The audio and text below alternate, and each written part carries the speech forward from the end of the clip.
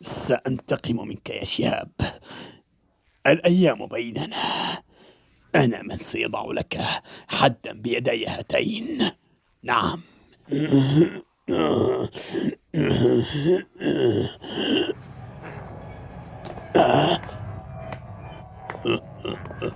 مرحبا بك يا سيد بارق. لما أنت بهذه الحال المزرية؟ لا شيء. في الحقيقة تعرضت لحادث صغير ليس إلا. أي نوع من الحوادث هو؟ تفضل انتظرني في الحلبة الرئيسية. لن أطيل الغياب، سأحضر لك فريسة جديدة. أعلم أن هذا ما أنت بحاجة إليه قبل النزال. لا داعي لأن تتعب نفسك. ولكنك بحاجة إلى هذا.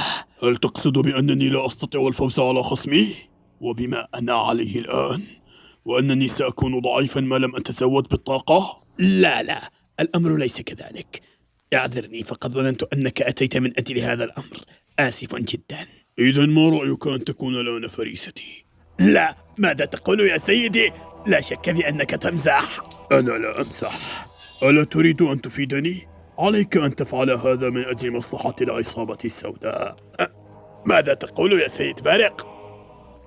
لا تفعل. أولم تفهم الأمر بعد يا عسام؟ انتهى دورك ويجب أن تنتهي معه. لا. أرجوك انتظر. أنسيت كم كنت مفيدا لك حتى الآن يا سيد بارق؟ لا تفعل. تذكر كم ساعدتك من أجل العالم الذي ستحكمه. تذكر. كن مطمئنا، سأصطحبك معي واجعلك مستشاري في العالم الذي سأحكمه. ستكون من أوائل من سيرافقونني. يجب أن تكون فخورا لأنك ستساعدني.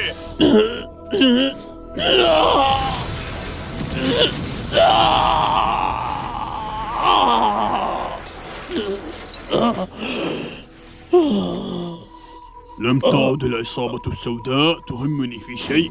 اقضي علي.